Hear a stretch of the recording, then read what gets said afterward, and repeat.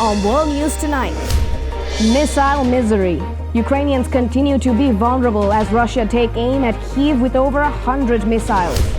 Kurds again. Nations bringing back travel restrictions into play. Will the world have to go back into a so-called new normal once more? Call for prayer. Pope Francis asks for prayers for ex-Pope Benedict as his health takes a turn to the worse. And magical journey. Tourists take a stroll exploring the enchanted botanical gardens in Rome.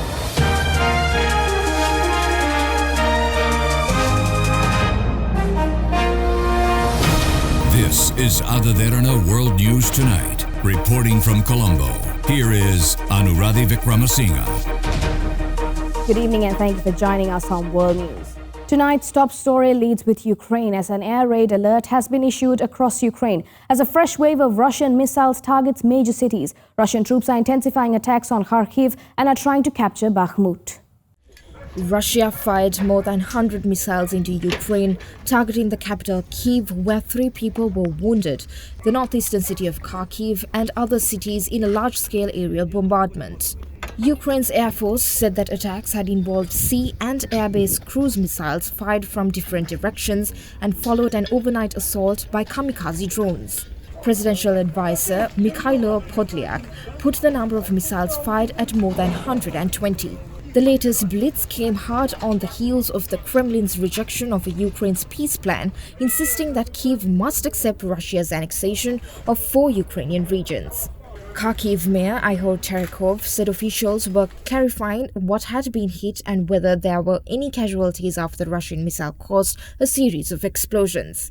The mayor of Lviv, Andriy Sadoviv, said on Telegram that 90% of his city in western Ukraine was without electricity and that electric-powered public transport was not running. Explosions were also heard in Zhytomyr and Odessa, according to local media reports. Further, the governor said that air defense units shot down 21 missiles in Odessa region in southwest Ukraine. Power cuts were announced in Odessa regions to minimize potential damage to energy infrastructure. Moscow has repeatedly denied targeting civilians, but Ukraine says its daily bombardment is destroying cities, towns, and the country's power, medical, and other infrastructure. After Beijing lifted its stringent COVID travel restrictions, a string of concerned nations are imposing new entry requirements. U.S. officials expressed deep concerns about China's lack of transparency surrounding the most recent surge in cases. U.S. health officials on Wednesday announced new mandatory COVID-19 tests on travelers arriving from China. The measure follows similar requirements imposed by India, Italy, Japan, and Taiwan, after Beijing lifted its stringent zero-COVID policies, and as cases of the illness spike across China. Officials said that beginning January 5th, all air passengers 2 years old and older will require a negative result from a test no more than 2 days before departure from China, Hong Kong, or Macau.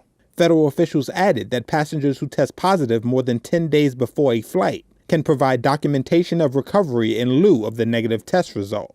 In an abrupt change of policy, China this month began dismantling the world's strictest COVID regime, including lockdowns and extensive testing, a relaxing of rules that put its battered economy on course for a complete reopening next year.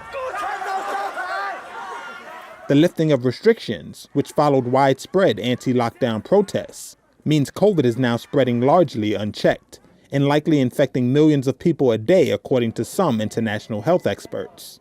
China has struggled to vaccinate its elderly population and has yet to authorize foreign mRNA vaccines. The country currently has 9 domestically developed COVID-19 vaccines approved for use, but none have been updated to target the highly infectious Omicron variant.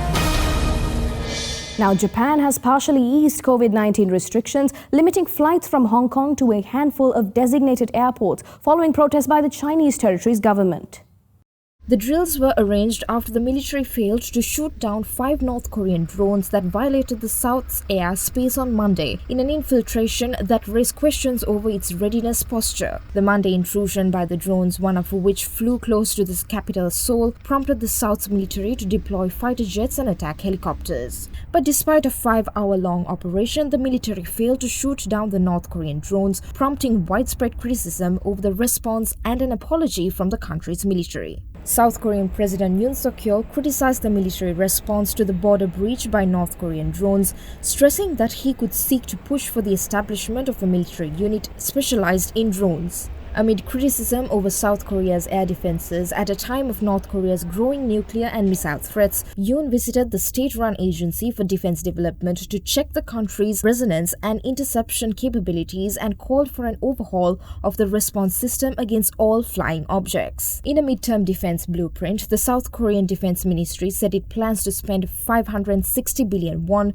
over the next 5 years for a set of anti-drone projects, including the deployment of a laser weapon system. They were expected to focus on mobilizing army choppers, Air Force aircraft, and detective devices for an integrated operation based on scenarios of border infiltration by the North's unmanned aerial vehicles. The incursions was the first time in 5 years that Pyongyang's drones had flown into the South's airspace and followed a recent flurry of sanctions-busting weapons tested by the North. The North's leader, Kim Jong-un, said that this year that he wanted North Korea to have the world's most powerful nuclear force and declared his country an irreversible nuclear state. However, Yoon said the North's nuclear weapons would not affect Seoul's response to Pyongyang's future provocations. Over in North Korea, the Workers' Party Central Committee continued its year-end meetings on Tuesday, led by Kim Jong-un. In the meeting, Kim announced several goals for next year aimed at strengthening his regime's military and made comments suggesting that there are provocations to come in the new year. According to the state-run Korean Central News Agency, North Korean leader Kim Jong-un has laid out new goals for bolstering the regime's military power. It said in a report on Wednesday that the goals were presented on Tuesday and the second day of a meeting of the Central Committee of the Workers' Party convened to discuss policies for next year. The goals, it said, were formulated in response to what the report called the challenging situation on the Korean Peninsula as well as the international political situation, though it did not give details. It's expected, however, that Kim may have mentioned the 5 key tasks for the North Korean military that were laid out in a 5-year plan unveiled at a Workers' Party Congress in early 2021. These tasks include the continued development of weapons like intercontinental ballistic missiles and nuclear-powered submarines. In the meeting, Kim also announced principles in the field of foreign affairs, but the report didn't give details.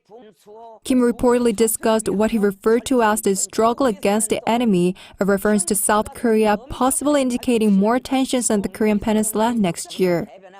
He also called for North Korea to defend its sovereignty and national interests. State media said the meeting would be continuing on Wednesday for a third day, during which experts say Kim Jong-un will likely make policy announcements on other areas, including the regime's allying economy. The South Korean military conducted drills to strengthen its defense against potential drone-based provocations by North Korea, as it has vowed to adopt an aggressive approach to counter the renewed security challenge. Japan, a popular destination for Hong Kong residents, will now allow travelers from financial hub to fly into 7 Japanese airports, up from 4 previously. Tokyo announced today that flights from Hong Kong, Macau, and mainland China would only be accepted at Tokyo's Narita in Haneda, Kansai in Osaka, and Chubu in Nagoya from Friday amid concerns about potential emergency of new COVID variants in China. Under the East rules, travelers from Hong Kong will also be able to fly into the cities of Chitose, Fukuoka, and Naha, provided they have not been to mainland China within the past 7 days. Hong Kong's Transport Department said on Wednesday it was greatly disappointed by Japanese authorities' hasty decision during the peak tourist season, and it had contacted the Japanese side to solemnly request a reversal of the decision. Hong Kong had some of the world's toughest and long-lasting COVID curbs throughout the pandemic, including a policy of mandatory hotel quarantine, and lasted 2.5 years. Japan also had some of the strictest restrictions on travel during the pandemic, only fully lifting a ban on foreign arrivals in October. Police in Brazil's capital Brasilia said that a backpack found near where President-elect Luiz Inácio Lula da Silva was staying that has prompted a bomb scare contained only personal belongings. News of the bomb squad being called into action just days before Lula takes office underscores the nervous atmosphere in Brasilia after the most fraught election in a generation. Brasilia is a city on edge. Authorities have investigated 2 bomb scares in the space of a few days, and the capital's police have been placed on high alert. ahead of Lula da Silva's January 1st inauguration, with hundreds of thousands of people expected to attend.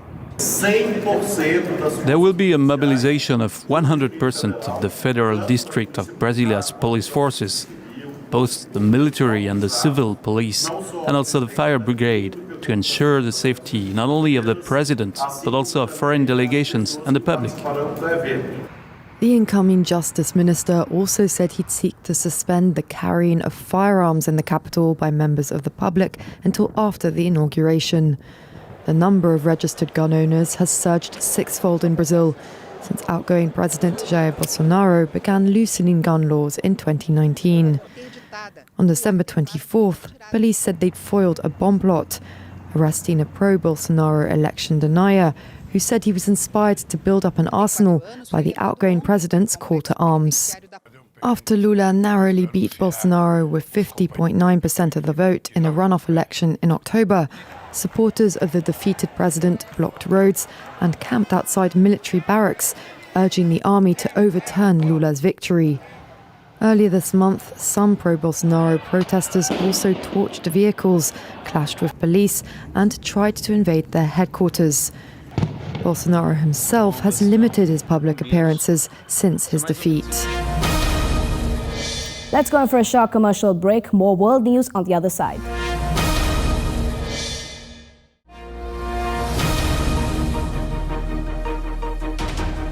Welcome back to World News Tonight. Crisis after crisis. Amid the medical emergency, hundreds of vehicles involved in massive pileup in China's Zhengzhou. One person was killed on Wednesday when more than 200 vehicles were involved in a pileup on a bridge in the Chinese city of Zhengzhou in heavy fog. Cars and trucks could be seen crumbled and piled on top of each other on the Zhenzing-Huang Bridge. The pileup took place on a bridge that was shrouded in heavy morning fog, which caused multiple vehicles to crash. Aerial pictures showed hundreds of passenger cars, vans and trucks led up on the section of the highway in dense fog. Other viral videos posted online showed the mangled remains of several vehicles that had crashed into others. The accident occurred due to low visibility from fog near the city of Zhengzhou, Henan province, and involved at least 200 vehicles. Zhengzhou Traffic Police said on their official social media account that traffic on the flyover had resumed as of Wednesday afternoon. Emergency rescue efforts were carried out soon after the accident occurred. Many of the injured were trapped in their vehicles, and the fire department sent 11 fire trucks and 66 fire rescue personnel to help. Road accidents are common in China due to a lack of strict safety controls. In September, 27 passengers died after a bus transporting them to quarantine facilities in southwestern Yunzhou province flipped over on a motorway. Now, in the Asian side of the Pacific, Russia and China have completed naval drills in the East China Sea after a week of joint exercises which included practicing how to capture an enemy submarine with depth charges and firing artillery at a warship in the latest instance of military cooperation between the two countries. The December 21st to 27 exercises, entitled Maritime Interaction 2022, included Russia's Pacific Fleet and were carried out in waters of Zhejiang and Taizhou in China's Zhejiang province. The Russian Ministry of Defense, in a release on Wednesday, said that the two navies carried out a drill to rescue a simulated seized vessel, practiced maritime search and rescue, carried out an anti-submarine warfare exercise where the ships of both countries, supported by anti-submarine aircraft, located a national enemy submarine and destroyed it with the rocket-propelled depth charges. Live firing of guns at a target simulating a surface ship and live fire of surface-to-air missiles against aerial targets were also carried out according to the release. The ministry published a video showing a group of Russian and Chinese warships in the East China Sea, with Russian sailors speaking in Mandarin to their Chinese counterparts and Russian ships firing missiles. Once the leader in the global communist hierarchy, Russia, after the 1991 collapse of the Soviet Union, is now a junior partner to a resurgent China, which already leads in some 21st century technologies. Russia has also more recently strongly backed China amidst its tensions with the US over Taiwan. as well as refusing to criticize Russia's invasion of Ukraine or even to refer to it as an invasion of war. Beijing has condemned Western sanctions against Moscow and accused Washington and NATO of provoking Russian President Vladimir Putin into taking action. China also remains a major customer of Russian oil and gas, which is being bought at a heavy discount. Russia and China are also said to be sharing a toolkit of approaches and strategies to undermine NATO, according to Julian Smith, US Ambassador to NATO. Pope Francis has said that his predecessor, Pope Benedict, the 95-year-old former pontiff who resigned from the post 9 years ago, is very sick after a sudden deterioration to his health. The reigning pope asked all Catholics and non-Catholics alike to pray for the former pontiff's well-being and health. 95-year-old former Pope Benedict, who in 2013 became the first pontiff in 600 years to step down, is very sick. That's according to his successor, Pope Francis, who asked the church to pray for him on Wednesday. I would like to ask all of you for a special prayer for Pope Emeritus Benedict, who in silence is sustaining the church. Let us remember him. He is very sick, asking the Lord to console and sustain him in this witness of love for the church until the end. The Vatican later said in a statement Benedict had suffered a sudden, quote, worsening of his health in the previous hours. It also said his condition was under control and that he was receiving constant medical attention. Francis, who visited the former pontiff shortly after his general audience, has often praised Benedict, likening him to a grandfather. But the presence of two men dressed in white at the Vatican has at times been troublesome. Conservatives have looked to the former pope as their standard-bearer. Until a few weeks ago, those who'd seen Benedict said his body was very frail, but his mind was still sharp. These are the latest known photographs of Benedict. They were taken on December 1st, when he met the winners of a prize for theologians named after him.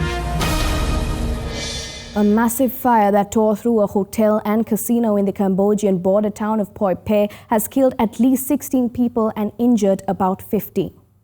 Victims jumped to their deaths from burning buildings in a frantic attempt to escape a deadly fire that engulfed a casino in Cambodia.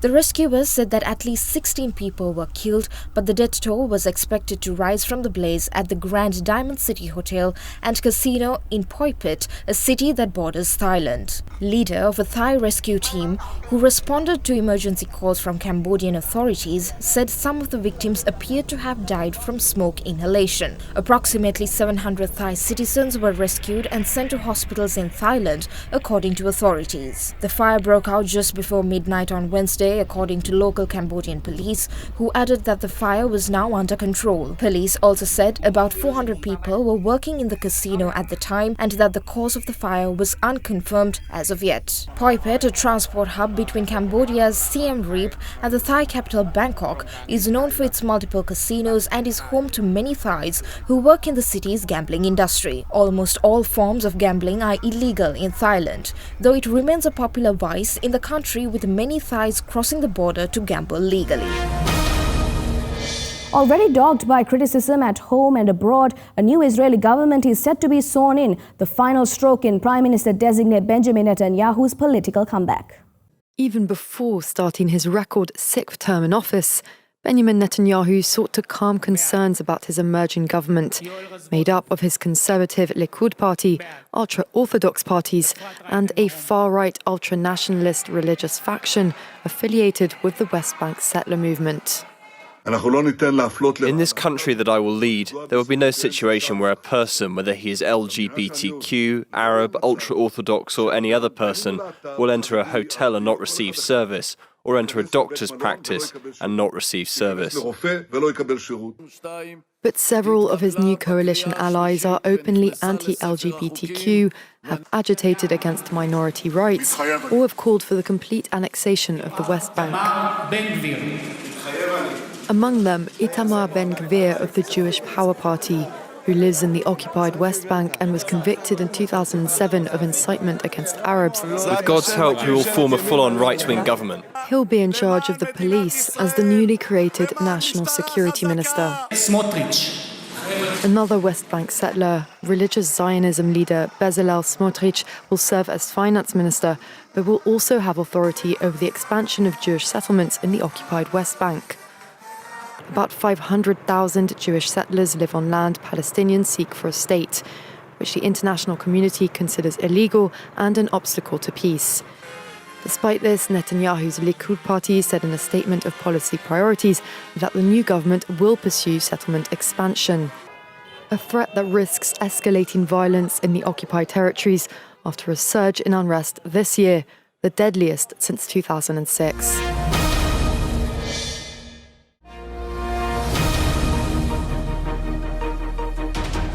Welcome back, and for more news, let's take you around the world in a minute. Israel's Antiquities Authority allowed rare access to the Merabat cave in the Judean desert, overlooking the Dead Sea in the Israeli-occupied West Bank. Some 180 papyrus certificates were found in the cave, one of them bearing the name of the Jewish rebel leader against the Romans, Shimon Bar Yochai. Bolivian police detained prominent opposition leader Luis Fernando Camacho on charges of terrorism in a move that significantly escalates tensions between the national government. Protesters supporting Camacho and those against him took the streets of La Paz. Police tried to contain the protests as demonstrators set off fireworks near them. Turkey's defense minister and intelligence chief met their Syrian counterparts in Moscow in a clear sign of normalization between Ankara and Damascus in the decade-long Syrian war. Turkish Defense Minister Hulusi Akar and the head of its MIT met with Syrian Defense Minister and Syrian intelligence chief in Moscow along with Russia's defense minister. A former Kosovo Serb policeman whose detention triggered a major crisis between Serbia and Kosovo that provoked international concern has been released from prison and will be placed under house arrest.